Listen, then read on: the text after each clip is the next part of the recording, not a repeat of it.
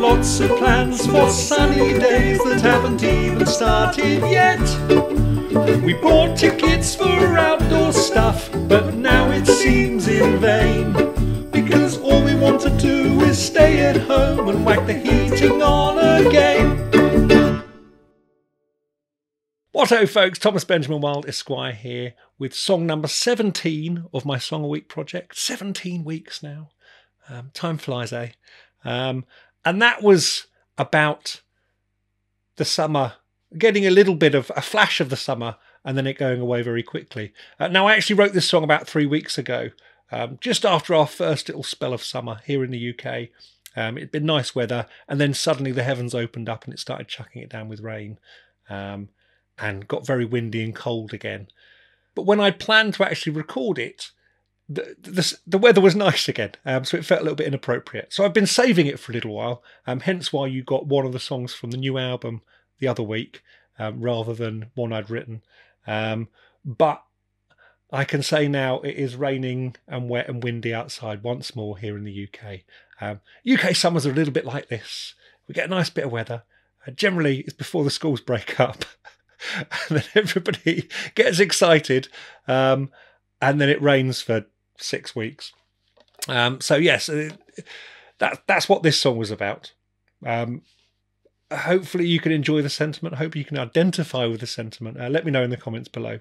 I played this song on my Flight Soprano Ukulele, details of which can be found in the description below. So if you are interested in getting one of those, have a look in the description below. So I've had some really nice responses to last week's video, which you'll remember was about not being able to afford a holiday and instead staying in the spare room and going to the pub in the evenings.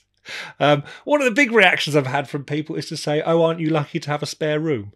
And I would say touche to that. But it is worth bearing in mind that the spare room I'm referring to is this one. We live in a 2-up, 2-down terrace house. Which is big enough for 2 people and a dog, but that's about it.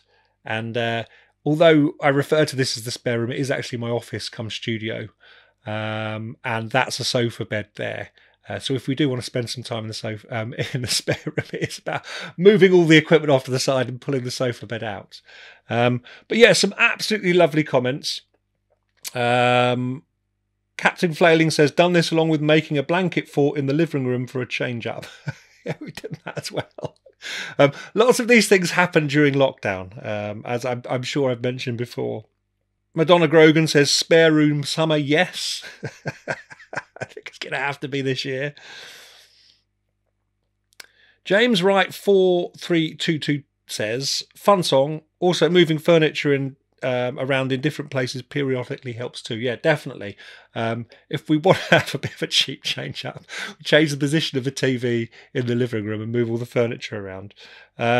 So James also says, Thomas, you mentioned before that you don't drive. I also do not drive. My reason is because I'm truly white-knuckle driver, and when I did drive years ago, I gripped the wheel so tight that hands would hurt when I finally arrived. Then I was run over while walking in a crosswalk over 10 years ago. I'm so utterly terrified of traffic now that I don't dare drive. Sounds pretty bad there.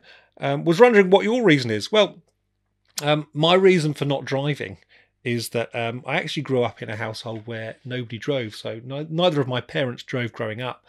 I got used to using public transport, buses, taxis, trains, and all of that kind of thing. I've never actually been behind the wheel of a car. And as I get older, it's a prospect that terrifies me more and more. So it's just something I've always got through life without having to do. It's something I've considered and then very quickly dropped the idea of because it terrifies me. So that's my reason for not driving. Flash Robbie asks, which make better song subjects, power tools or domestic appliances? To be quite honest, I don't have very many power tools, I have to say. I did buy myself a strimmer the other day for the allotment, but I don't have a lot of power tools, I have to admit. So probably domestic appliances for me, but I might write a song about the glory of the strimmer at some point. There's definitely going to be allotment content at some point as we move throughout the year. So I'm not entirely sure, but at the moment I would say domestic appliances. Evan Christensen 7043 says, I've been looking to find a hat like yours with no success after buying a couple of different styles online. Maybe you could write a song about a strange man from the internet asking where they can find or purchase a hat like you're wearing in a couple of nights sleeping in the spare room video. So I'm just trying to think of, I think I'm wearing this same hat in that video as well. I believe I got this one. I pick up a lot of them at festivals, particularly vintage themed festivals, because there's often a lot of hat seller stalls. But I mean, if you want to spend a bit of money, there's a great hat shop in London called Laird Hatters. They're really good. Generally out and about in towns, if I find a hat shop, I'll go and have a look in it. But generally, it's hat shops and hat stalls at festivals and events that I get these hats from. Baron Corey says, I've got 2 younger siblings, and sometimes on school vacation, our parents would let us have sleepovers in each other's rooms. We get out of sleeping bags and stay up late talking to each other and playing cards or board games. I mean, myself, I've got a younger brother. We used to do something similar, but we used to do it most nights over the weekend and that kind of thing when we were younger. We actually used to have bunk beds at one point as well. So we got used to talking to each other at night. But yeah, sleepovers in each other's rooms was definitely something we did as kids. Aotearoa Acoustics question, any plans to tour New Zealand and or Australia? I would love to. As I often say to people in other countries, I would absolutely love to come over. I'm not ruling it out. I don't have any plans at the moment. But if you've got people that can make that kind of thing happen, if you know people that can make that kind of thing happen, pass my details on. I am open to all of that kind of thing. It's just very difficult to organise as a one-person enterprise. I don't have people that do these things for me, an agent or anything like that. So if you know somebody that can make that kind of thing happen, then send them my way. So Big Bald and Beardiful asks, hey Thomas, would you ever consider turning lyrics written by fans into a song? Would be a cool series for you to sing their lyrics and create the tune. It's not something I've really thought about. I quite often write songs that are quite, I don't say personal, but come from a place that I have experience of. And so one of the things I would find kind of singing or putting tunes to other people's lyrics might be the lack of experience I have in the thing that I'm singing about. But it's definitely something that potentially be open to a series for in the future. So it's one to have a think about. Big Bald and Beardiful has actually sent me some song lyrics along to have a go with. I was driving along the way. See, it's about driving. Immediately I can't identify with those lyrics because I don't drive and I would feel like a fraud. But anyway, so it's about running into potholes on the road. So I'm going to read out some of these lyrics. I was driving along the way, singing happy songs all day, when suddenly with a whack, a pothole made me start to sway. As I began to lose control, the car ahead slowed their roll, and our bumpers met thanks to unfilled potholes. Oh, when you're doing 55 and there's a hazardous surprise, you'll speak words that don't sit well with your soul. Now there's coffee in your lap, fender benders in the wraps, and it's all to blame on unfilled potholes. Some great lyrics there. Potholes are something that people complain about a lot.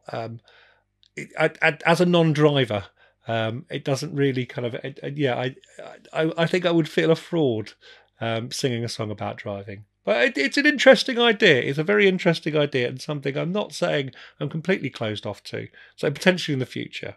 Thomas Williams 6690 says, I can't afford a spare room. I have to holiday on my sofa. Understand that completely. So yeah, it cost of living, unfortunately. So do make sure you are commenting underneath these videos with your own experiences, and make sure you ask questions as well, because it gives me an idea on the kind of things you want me to talk about in these videos and makes them far more interesting. The gigs I've got coming up over the next month or so, on the 20th of July, I'll be at Bedfringe in Bedford with my band, The Fancy Chaps. And that's on a Saturday afternoon. at the Quarry Theatre Garden. It's a pay what you can gig, so there isn't a set price for it, but you can book tickets for that online for whatever price you feel is reasonable. So get in there. Details of that can be found in the description. On the 27th of July, I'm actually going to be heading back to Sheffield. I'm there this weekend, but I'm heading back to Sheffield on Saturday, the 27th of July, for Canal Lines Festival, where I'll be playing a set with the Fancy Chaps, again at the Dorothy Pax in Sheffield. Canal Lines runs alongside the Tram Lines Festival that happens in the city over that weekend. So that should be really good fun and rather exciting. On Saturday, the 3rd of August, I'll be at the Cobblestones in Bridgewater in Somerset. Now, I've not been to Somerset yet, so it's going to be my Somerset debut.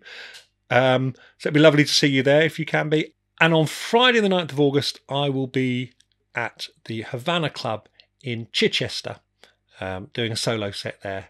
Again, first time in Chichester, so that's going to be quite interesting, courtesy of the folks at Beats and Swing. So it would be absolutely lovely to see you at one or more of those shows, if you can. That's about it from me for this week. Keep the questions coming on the videos, folks. It'd be lovely to see you out and about in the future. If not, stay safe, and until next time, toodle pip.